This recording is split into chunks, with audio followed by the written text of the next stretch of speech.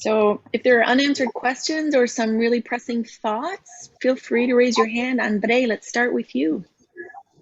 Hi. So Nicole, I have a question. It may sound very stupid, but since the U value is the reciprocal of the R value, and like the whole sort of idea with, like understanding of the building envelope is to see like how little heat you are, like, sorry, let me rephrase that.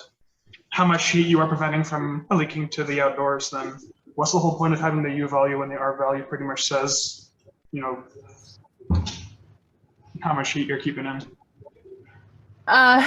Yeah, so the U value is actually typically what is used when you get further into calculations and stuff. Like when you're calculating the weighted average performance of an enclosure based on the different assemblies and all of that kind of stuff, we use the U values rather than the R values. But they also, it's also just kind of industry standard. Like if you talked about an opaque wall and you told someone that it's a U.1, which would be R10, it's just not the way it's talked about or ever been talked about in the industry, I guess. So part of it is just history and how the industry talks about things. It's also that, distinguishing between R10 and R12 is important, but then you get into so many decimals if you're using U's, which is kind of why it likely went that way. And also depending on specifically what you're looking at in what kind of situation you're looking at, you could be more inclined to be looking at one rather than the other. But yeah, so it's kind of the difference between, I guess, the way our brain thinks about things versus the way we actually do the calculations and stuff. Yeah, I mean, like I know it's just like, for example, when you're calculating the total the thermal resistance of a building envelope is just 1 over the U value, but I mean, that's just. Yeah, and I mean, then it gets even more confusing. There's imperial and there's metric, and then you have to multiply everything by 5.678, and it just becomes a lot of math, right? It would be nice if both sides of the border here in North America, we could just agree on one set of units, but. Yeah, I mean, I guess it's the way it is for now, I guess. Yeah. Thank you very much. No problem.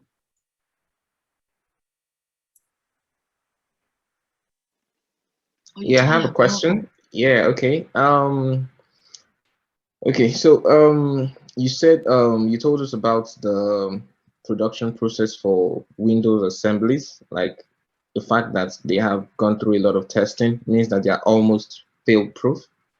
So the major challenge would be the connection between the window assembly and envelope assemblies. So my question would be, is there a general concept, not just against thermal bridging, is there a general concept that kind of solves the problem of the connection between the envelopes and the, like, especially for air barrier, water barrier, thermal, and all that? Is there a general concept that could help?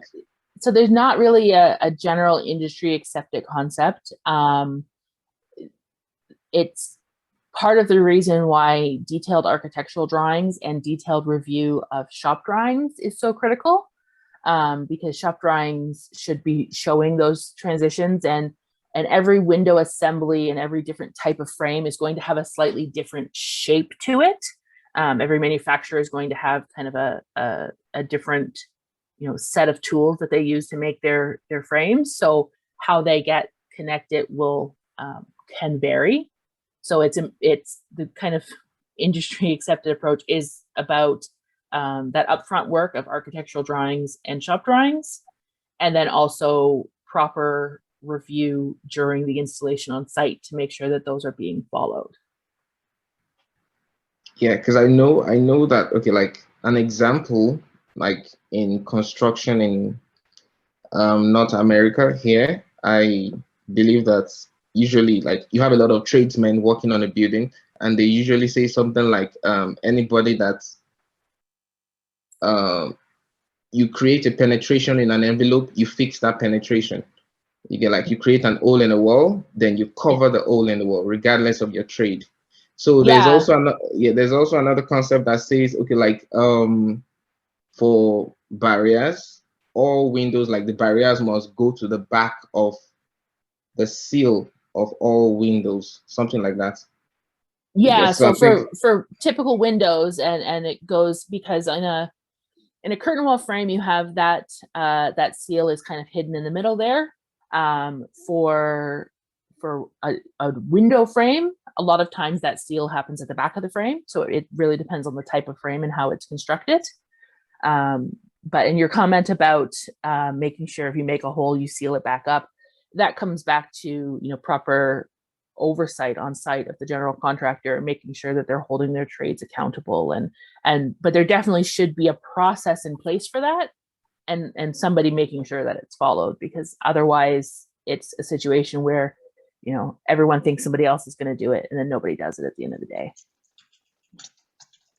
So Nicole, there are two great questions in the chat session. One is whether or not you've ever had some experience with vacuum insulated windows, and the other is the constant dilemma that we have between clients wanting big windows and them being the least efficient part of the building envelope. And we've basically run out of time. I'm wondering if you feel comfortable joining, if you have time to join us in the coffee room.